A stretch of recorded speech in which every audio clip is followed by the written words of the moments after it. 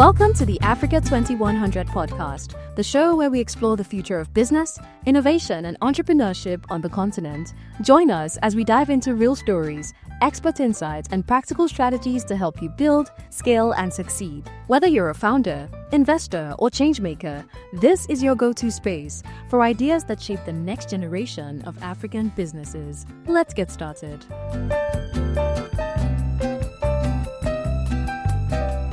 So today is just going to be a conversation amongst friends, amongst brothers.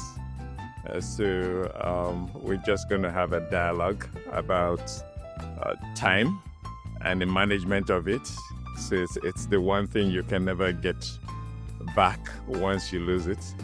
And especially as entrepreneurs, we are really swamped for it. It's the one thing we wish we had more of, but never can get enough of, given that the entrepreneur wears so many hats.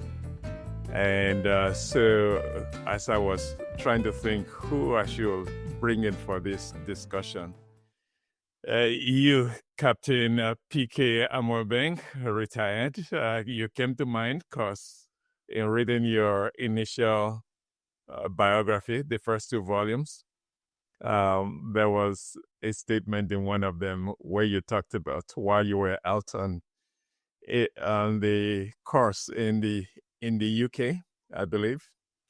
You mentioned how you were bewildered by how much we waste time on the continent, that over there even people don't shower during the week because they are trying to be more efficient with their time. Versus here on the continent, we shower multiple times, not to mention the other ways that we waste time. So I will get started with you first to kind of get your perspective on time, because I know this is something you are very passionate about, the use and how we can be more productive in the use of our time. Okay, thank you very much. I think we are starting a bit ahead of the time. So that even worries me. I think we are 2-3 minutes ahead of the time that was stipulated. So we are being maybe over efficient. That also is not, it's not be right. Every so often I get invited to talk about time, or there are a lot of issues about time with the project management institutions, all about time and so on. I don't think time is just a topic that we should just, or a subject we should just run through every so often. I think we should get the fundamentals extremely right. And this is this. As human beings or living things generally, all that we have as the prime fundamental resource based on which all other resources can be exploited is time. It's as simple as that. All we have is time. So when you're born into this world, you don't know how much time you have, but you have some time because you are alive. And your life comes to an end when your time is finished. So really, your life is your time. I don't know how we have to let people, human beings, understand that their whole life is defined by the amount of time they have. So when you die, what all it means is that your time is finished. It's as simple as that. And therefore, you must manage for it to be effective in this world, to be of purpose and to impact the world. It's all about managing the time that you have, which is your life. And I use this example and tell people that when you look at even our statute books, the most serious of crimes is murder. That's the highest crime you can be charged with this penalty, or maybe they kill you back or life imprisonment. And murder is simply someone cutting short somebody's time on earth. That's what it means. And that is the most serious crime. So if you want to really respect somebody, you respect their time. And because that's all they have. And human beings, whether we like it or not, innately we are aware of it. But maybe during our absence, interactions, we tend to lose track of that. But it is in us, so that you find that people tend to rush for no reason.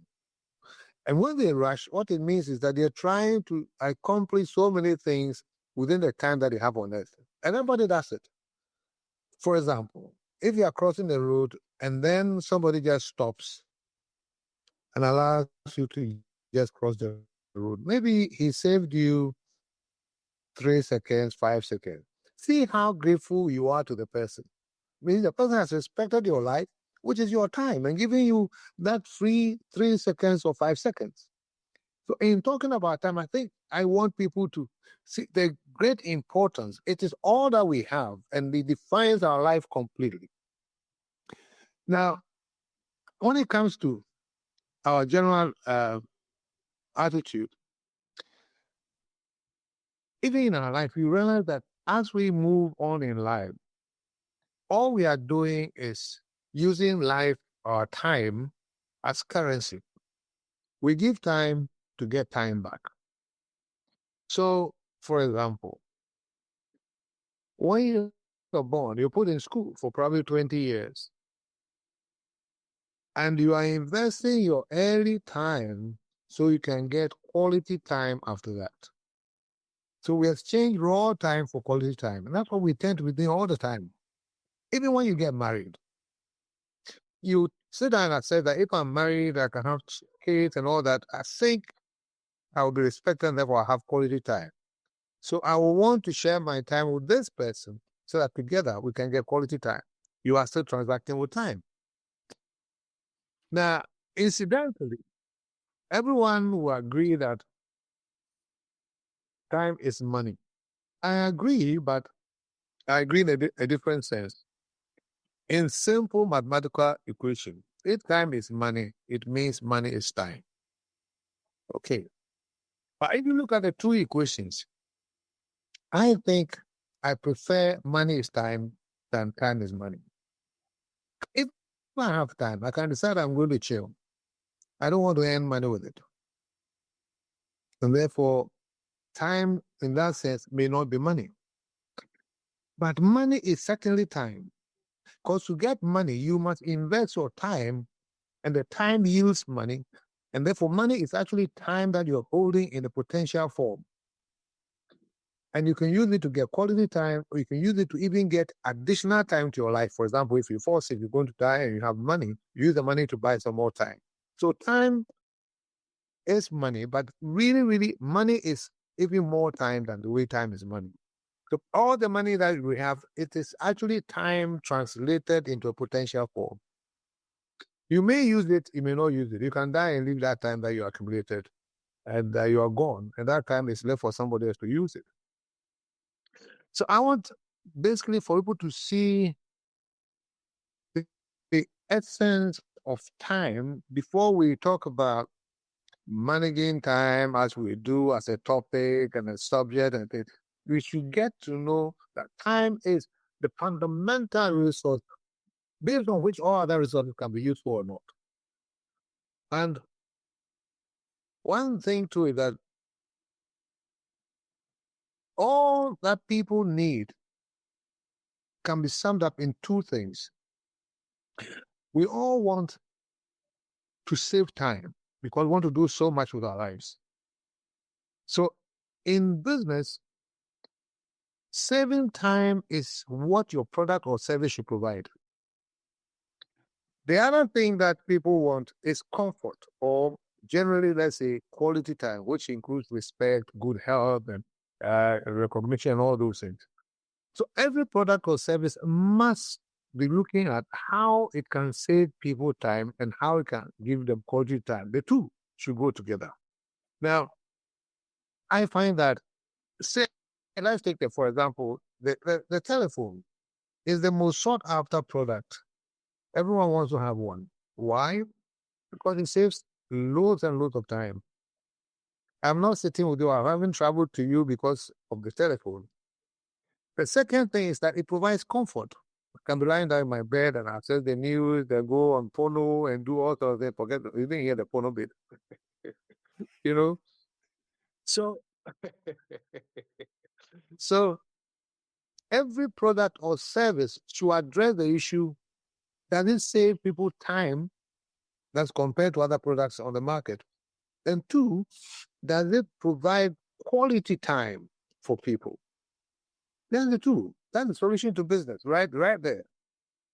So when I see people talking about, oh, they bought this product or this service, which is excellent, I ask the question: is this time saving, as in better than what is on the market?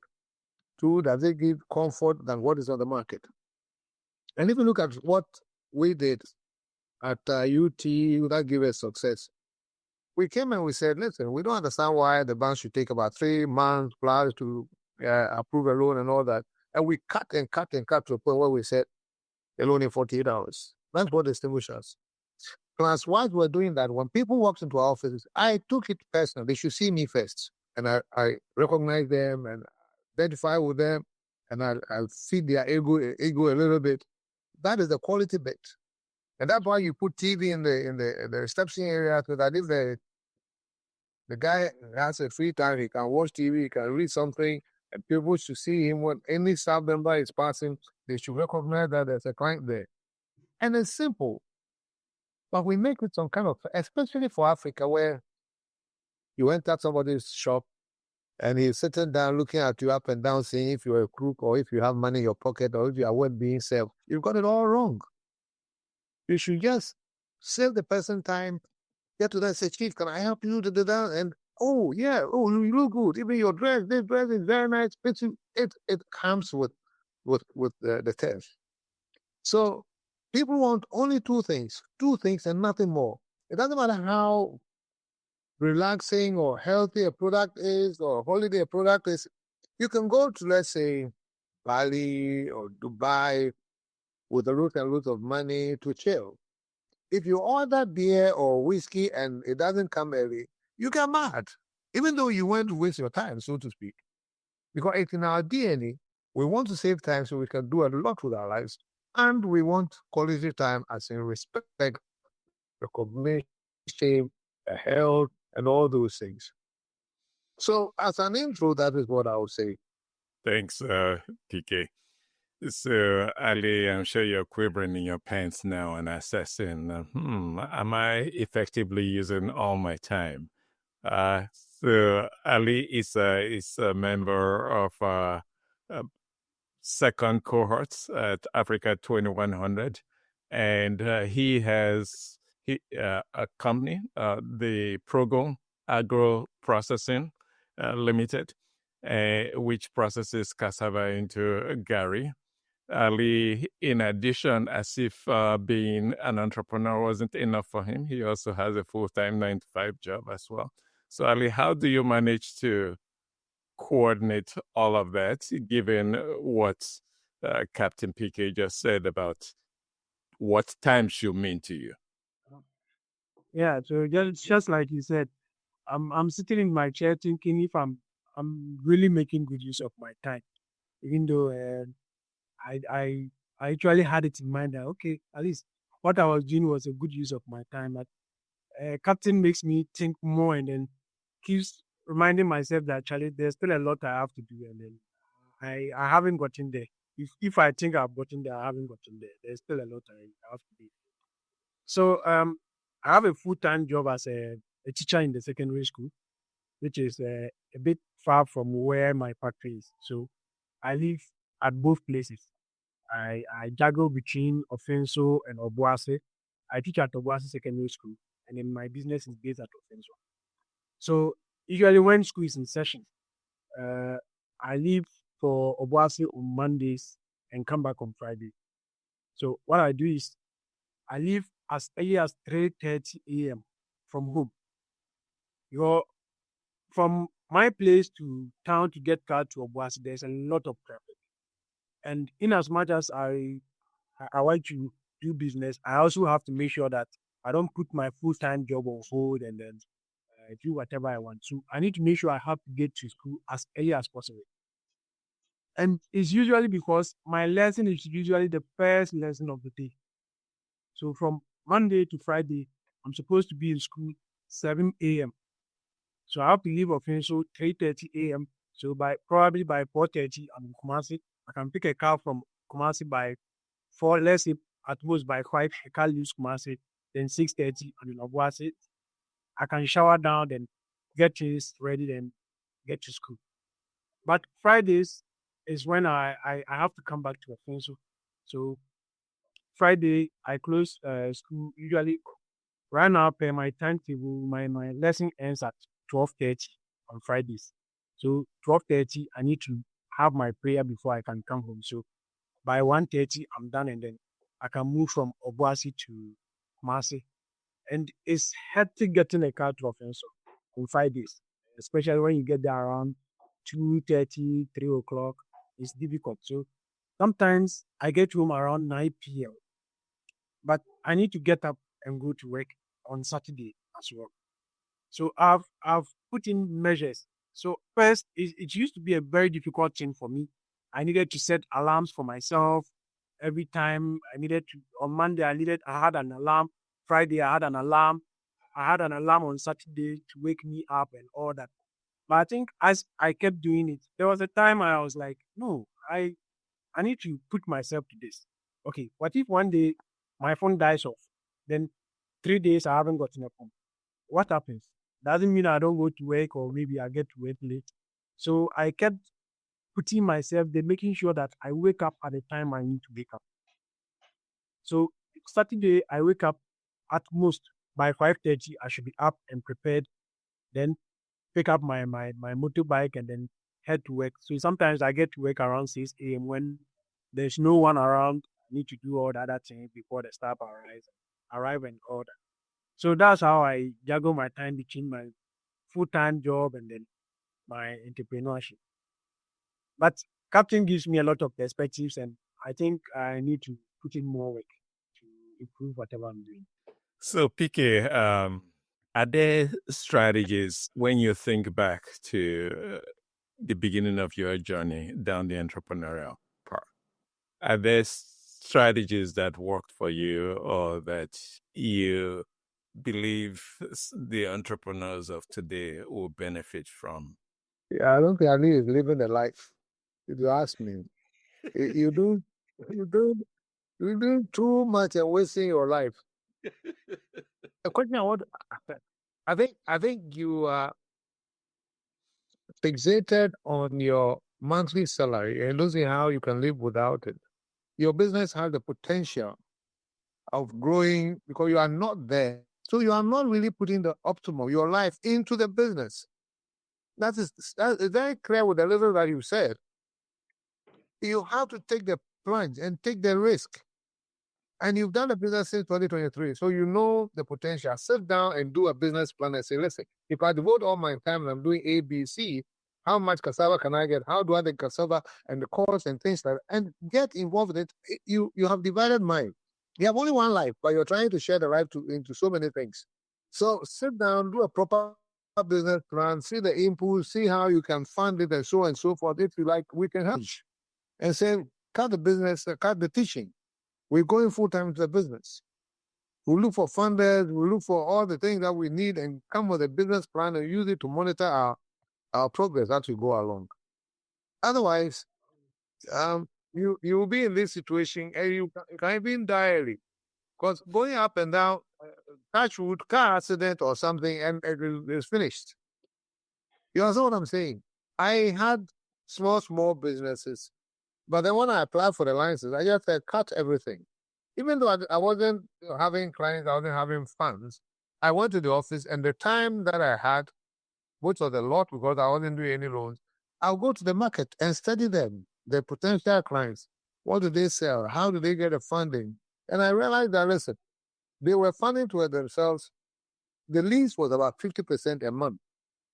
And in certain cases, with the Bruno people, they lend you money in the morning, and even by the time you are closing, you have to pay the principal plus 10%, which is 10% a day, which may be very, very comfortable. So I knew how to price my goods when I started getting money. So invest in the processing of the gari itself. And you have to be there to learn and get better than those who are in the field.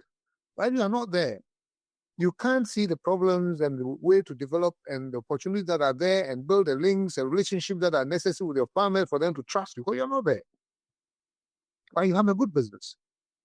So, Ali, the question on the table is work-life balance. How is your work-life balance? And how are you managing to ensure or enable work-life balance? Yeah, work-life balance. I've been thinking about it. It actually should be work-life harmony, because my work I have an impact on my life, and then my life also has an impact on my work. So if I wake up just like Captain was saying, if I should wake up well, have a good night's sleep, wake up with so much happiness in my heart, I get to work and then everything goes well. I'm happy with my workers. I don't give them unnecessary pressure or anything. If I should wake up on the bad side too, it kind of affects whatever I do at work.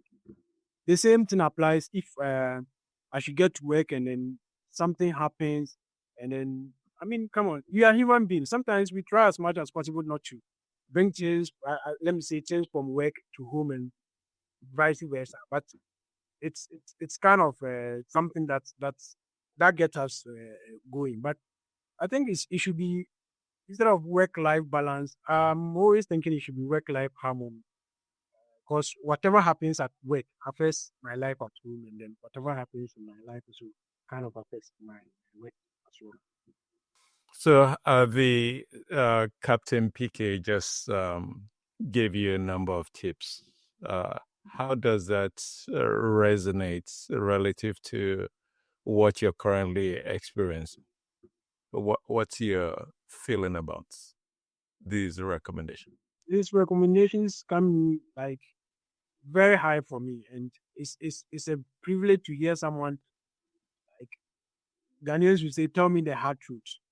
Okay, so you meet people, you tell them, "I'm doing this, I'm teaching, and then I'm adding up this," and you get, they really want to tell you something, but sometimes we Ghanaians, we are thinking, "Oh, you say this and it will hurt the person." Yeah, his recommendations are things that I've considered, and then yeah, you think, now I get the idea that my 5 years is too long.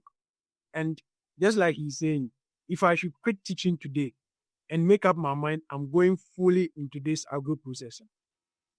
By that 2 years that I'm waiting to quit, things are going to change drastically. Because I know how it is when I'm at work. And then the difference when I'm not there and then I come back. It looks, yeah, even though sometimes you can't blame them that much, but it looks like there's a vast difference. When I'm there, things are easier, things go in place, like we're saying. I have the contact of the farmers, I can go to their house and speak to them. But when I'm not around and these guys need something, I have to make the calls. Okay, so I need to call the farmer to tell him that or her that, oh, my people will be coming to your farm today. Meanwhile, if I were to be around, that would have been an easier thing. He sees my face, I go to his house, I speak to him or her, they will comment. But sometimes, yeah, I really need to take his recommendations and then work really hard on them. So it was extremely impressive. You showed your how much of a veteran you are when you talk about time management. It was quite impressive how you honed in straight to what the prioritization should be and how Ali could save on time and be more productive with his time, with his limited time. PK, for those who are listening, are there prioritization techniques? I mean, what was the basis for your ability to quickly cut through the muck and go straight to the juggler? Well, a few things that you have to get straight is have clear goals and priorities. I think in Ali's case, he's confused about his priorities, as in whether business or teaching or whatever. And therefore he's stuck, and then he confused himself by saying, "Oh, I could teach, I'll stop in 5 years." Who said it should be 5 years? You don't owe teaching that much time. I mean, you've identified a business which has the potential, but you're not there. So the first thing is you must have clear goals and ambitions, and with priorities, what you prioritize the opportunity that you have. And there's supposed to be an acronym called SMART. That is, you should be specific for the S. You should be very specific about your goals and priorities. And it should be measurable. You should actually say, that's why I asked him, how much are you making from teaching? How much are you making from the farm? It should be measurable as in the profitability, the cost and everything, to know how much you're going to earn. That will actually incentivize you for it to work better and improve it. Then there's the A, it should be achievable. And in his case, to use that again, yes, he's doing the farming, buying from the farmers and processing, so it is achievable. So, and then it has to be time bound. Be sure that in all these things, you know how much time you're going to put into it. If in his current situation, he's not sure what time he's going to put into it, because if there's some assignment, maybe exams in school, then of course he cannot go to the farm, and therefore it depends on the partner. It's all wishy-washy, So be specific as to what your priorities and your goals are. It has to be measurable. Make sure that you have the figures to back it up. It has to be achievable and relevant, and it has to be time bound. Then there must be a lot of planning to allocate your time. So in Ali's case, I asked him if he has a business plan in place. He has to put a business plan. And the business plan should actually also take into account what he's going to lose from the classroom. And as he said, he has a loan. So the business plan should say that, listen, I must generate enough so that I can clear this, and it will be an albatross around my neck. He should also learn to delegate. He said he has a partner, but he should delegate what the partner is capable of achieving. Don't just delegate, I'm not there for 1 week, so go and see these people. No. If he's good at marketing, that's what he should do. If he's good at maybe getting the facility from the farmers, you should know what he brings to the table. And it has to come with also training and let him understand what the whole thing is about. You have to also track the time. Make sure that the time that you put into it is adequate time. You're not wasting unnecessary time. And as an example, when we said tracking time, at UT, for example, when we said we'll do loans in 48 hours, we didn't just say it. We tracked the time. We knew the time that every person along the credit officer along the line has to spend. So tracking the time in your case will be being sure that you don't spend too much time negotiating with the farmers. You get a formula, a process that you go through. Put a document in place. These are the guidelines, what we do with them. And one exciting thing is that you should eliminate distractions. In your case, it's all about distraction. In terms of the business, you have huge distractions when you come from the teaching.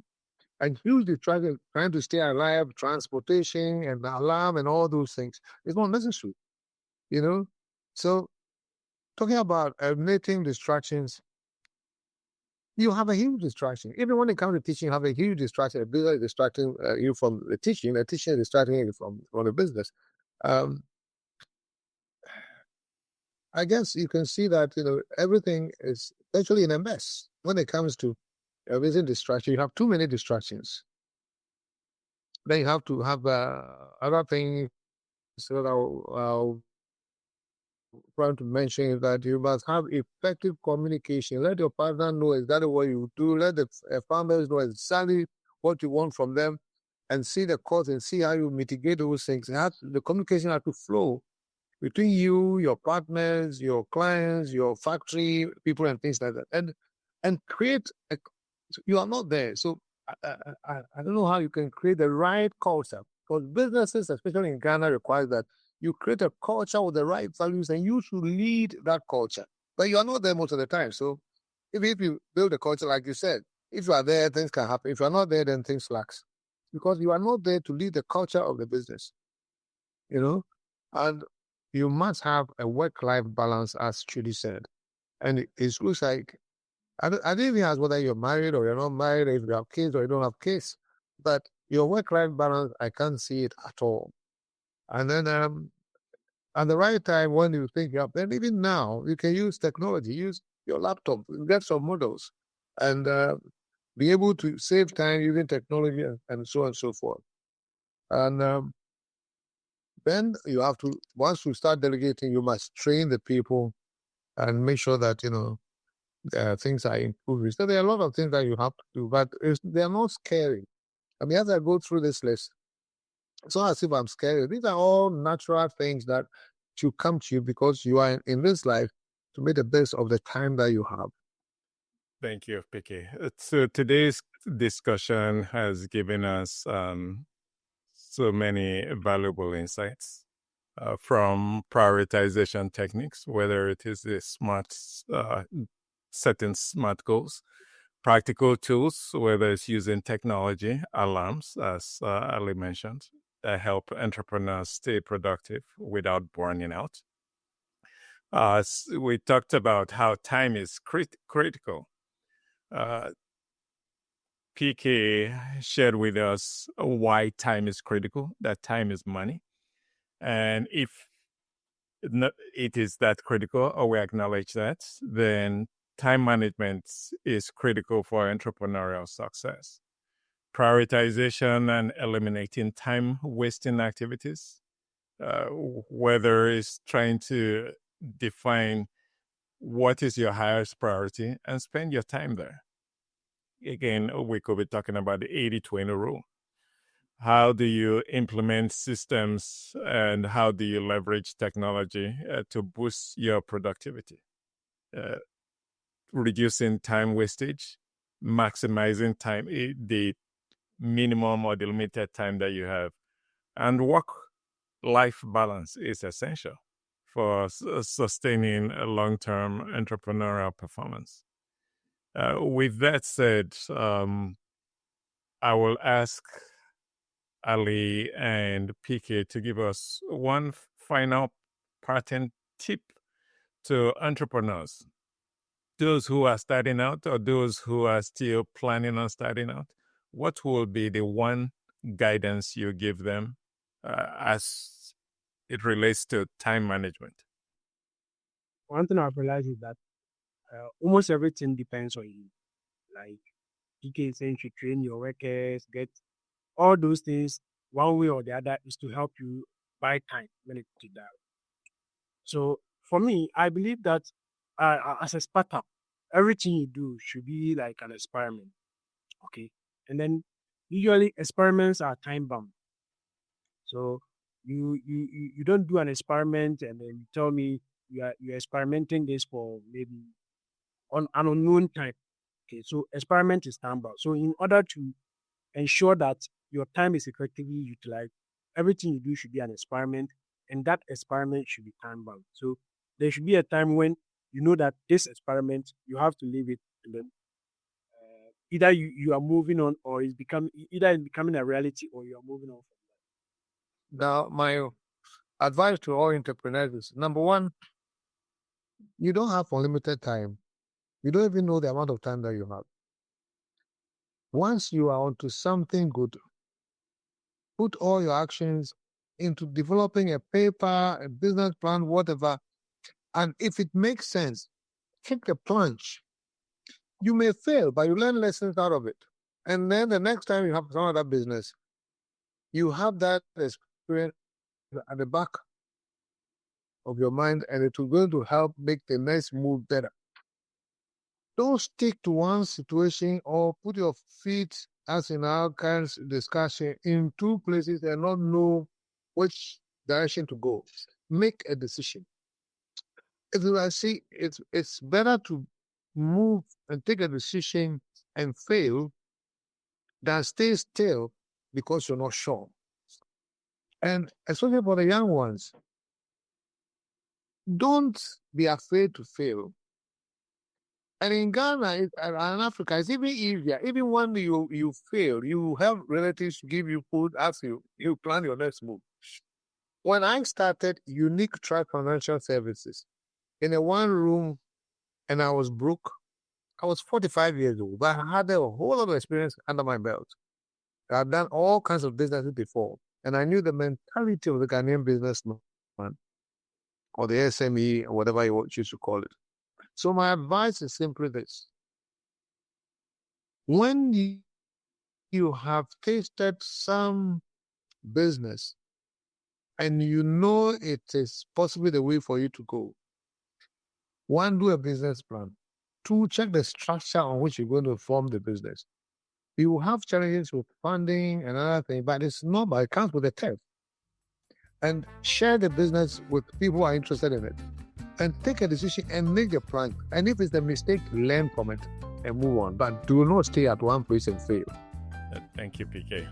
So if you know an entrepreneur struggling with time management, share this episode with them. And don't forget to subscribe to our podcast for more expert insights on startup growth and efficiency. See you next time.